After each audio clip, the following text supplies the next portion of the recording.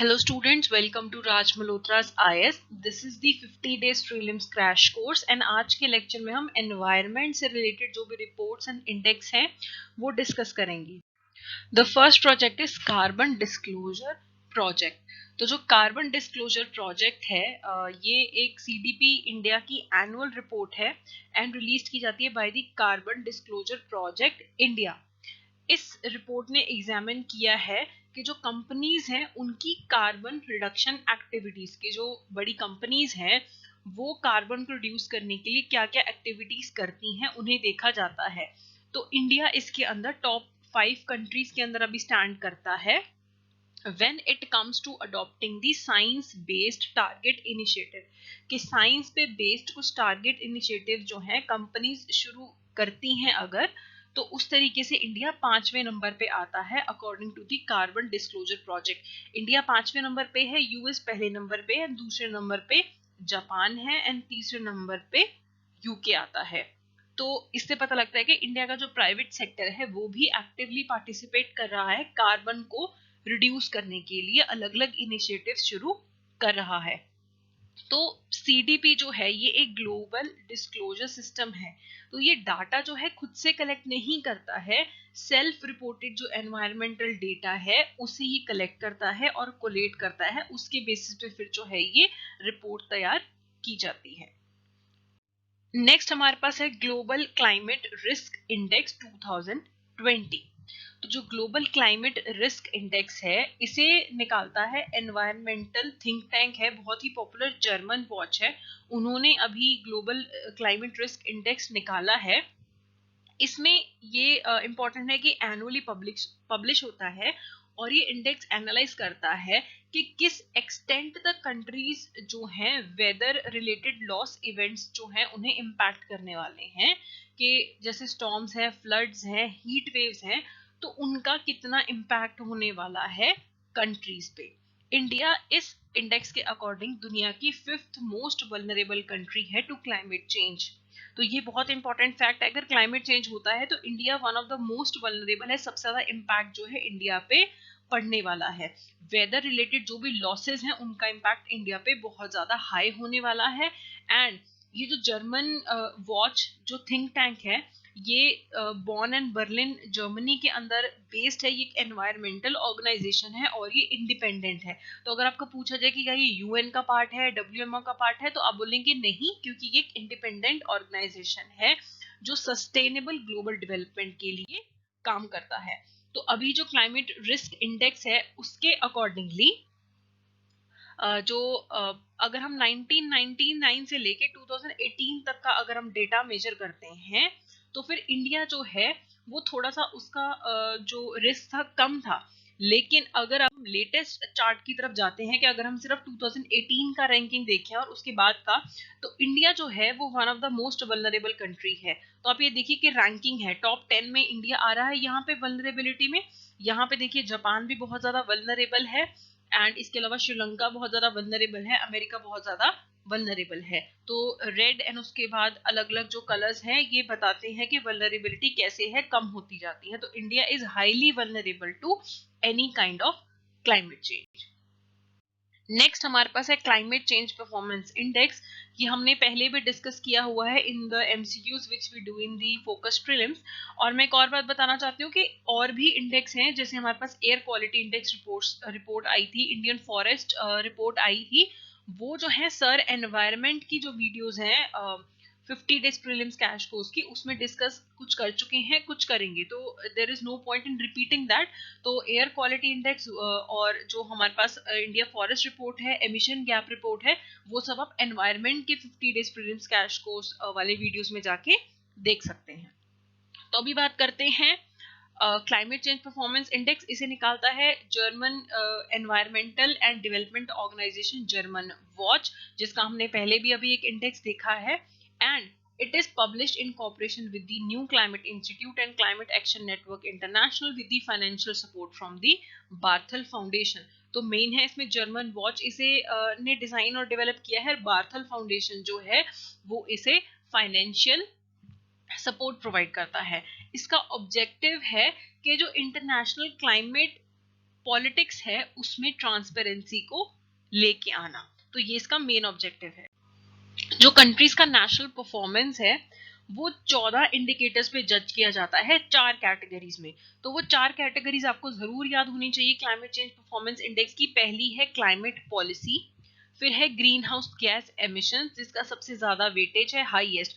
बाकी climate policy, energy use and renewable energy, इन सबका इक्वल ही जो है वो इसके अंदर वेटेज होगा। सबसे ज्यादा ग्रीन हाउस गैस एमिशंस का। तो इसमें हम अलग अलग चीजें चेक करते हैं, जैसे आप रिन्यूएबल पॉलिसी एनर्जी में चेक करते हैं कि करंट शेयर कितना है, आप कितना आगे और डेवलप कर रहे हैं, क्या आपका जो टारगेट है वो हमारे 2% के टारगेट से कंपैटिबल है या नहीं है, या वेल बिलो 2% का जो टारगेट है according to the Paris climate deal उसके अकॉर्डिंग है या नहीं है। तो इस तरीके से इसे जज किया जाता है। आपके अभी जो है ग्रीन हाउस गैस एमिशंस कितने हैं, आपका पास्ट में क्या ट्रेंड था ग्रीन हाउस गैस एमिशंस का, उसको कम करने के लिए आप किस तरीके के स्टेप्स ले रहे हैं, तो वो सब कुछ इसमें देखा जाता है। इंडिया जो है इसमें काफी अच्छा परफॉर्म कर रही है।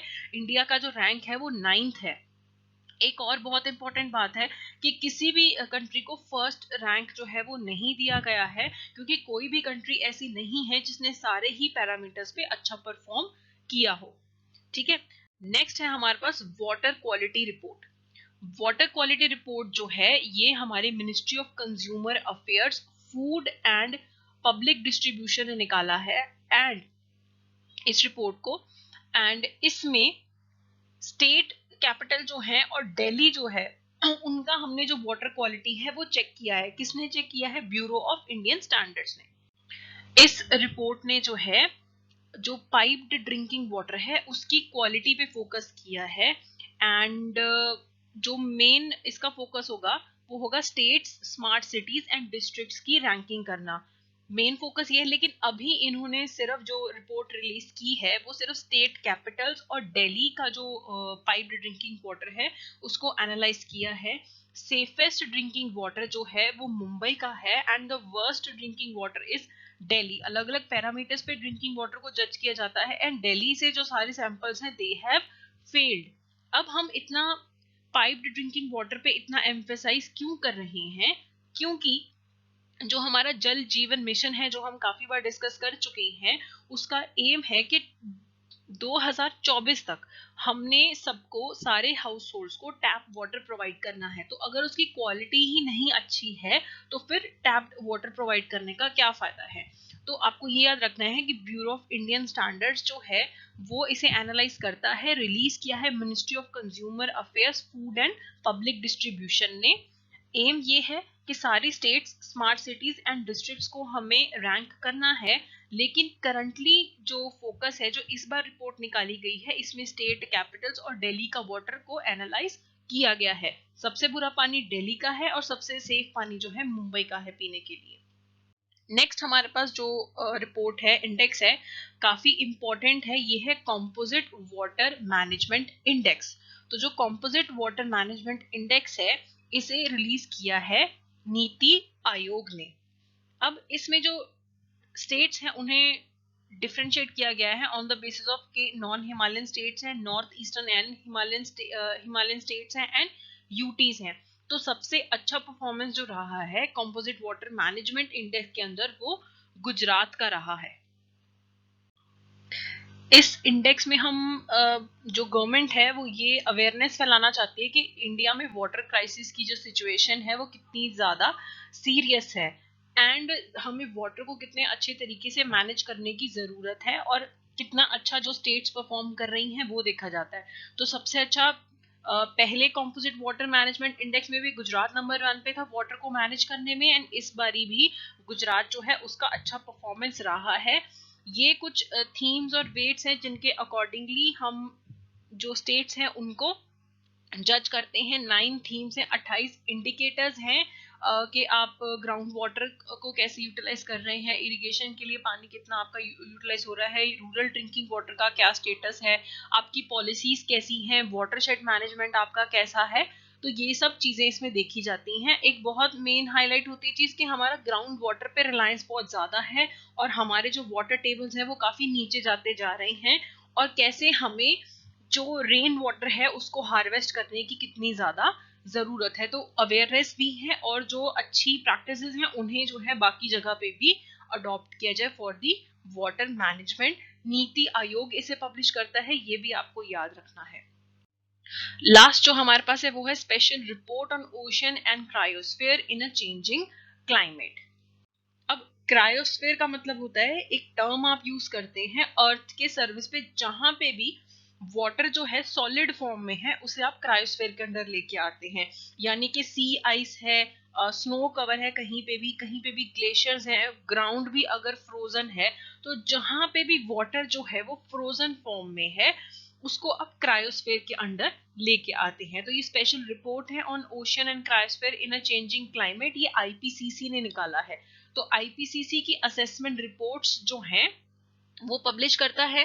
एंड फिफ्थ जो असेसमेंट रिपोर्ट है वो उसका पार्ट है ये स्पेशल रिपोर्ट। एंड सिक्स्थ जो रिपोर्ट है आईपीसीसी की असेसमेंट रिपोर्ट वो 2022 में आने के लिए अभी स्लेटेड है कि तब रिलीज होगी। तो ये जो है लास्ट है in the series of reports publish by the IPCC. तो आईपीसीसी की जो फिफ्थ असेसमेंट रिपोर्ट है उसमें सबसे पहले आई थी global warming of 1.5 degree Celsius के, उसमें ये साइंटिफिकली फिजिबिलिटी चेक की गई थी कि जो हमारा टारगेट है 1.5 डिग्रीज का जो हमने पेरिस अग्रीमेंट में रखा था वो कितना ज्यादा फिजिबल है कि वो हम अचीव कर पाएंगे, कि हमें जो क्लाइमेट चेंज है उसे, जो टेम्परेचर बढ़ रहा है उसे 1.5 डिग्री सेल्सियस के इंक्रीज तक ही रखना है। दूसरी रिपोर्ट थी लैंड एंड क्लाइमेट चेंज। उसका मेन फोकस था कि लैंड रिलेटेड जो हमारी एक्टिविटीज हैं उनका ग्लोबल वार्मिंग के ऊपर कितना कंट्रीब्यूशन है, कि कैसे अलग अलग लैंड की जो यूजेस हैं वो ग्रीन हाउस गैसेस का कैसे एमिशन करते हैं। तो पहला था 1.5 डिग्री सेल्सियस से रिलेटेड, दूसरी है लैंड एंड क्लाइमेट चेंज से, तीसरी जो है वो है ओशियन एंड क्रायोस्फीयर पे ये रिपोर्ट आई है कि कैसे जो है क्लाइमेट चेंज का ओशियन एंड क्रायोस्फीयर पे इम्पैक्ट है। काफी नेगेटिव चीजें बोली गई हैं इस रिपोर्ट में कि ग्लेशियर्स हमारे मेल्ट कर रहे हैं, तो ये बहुत गलत बात है। ओशियन जो है वो काफी ज्यादा हीट जो है उसे एब्जॉर्ब करता है, जिसके कारण जो है मरीन लाइफ पे बहुत ज्यादा नेगेटिव इम्पैक्ट होता है, वो भी इस रिपोर्ट में बोला गया है। और अडेप्टेशन जो है क्लाइमेट चेंज को लेके वो आप एक लिमिट तक कर सकते हैं, इसे क्लाइमेट चेंज को रोकना बहुत ज्यादा जरूरी है। एंड जितने भी हमारी जो वाटर बॉडीज हैं उन पे बहुत ज्यादा नेगेटिव इम्पैक्ट हो रहा है क्लाइमेट चेंज का। और अगर ओशंस पे नेगेटिव इम्पैक्ट है तो उस पे जो डिपेंडेंट कम्युनिटीज हैं उन पे कितना इम्पैक्ट है, जो ओशन बॉर्डर है, सीज बॉर्डर्स पे है, उनके डूबने के कितना चांसेस है, उन एरियाज का वल्नरेबिलिटी कितनी ज्यादा है, उन सबको हाईलाइट किया गया है special report on ocean and cryosphere in a changing climate. So these were the reports for today. Thank you so much.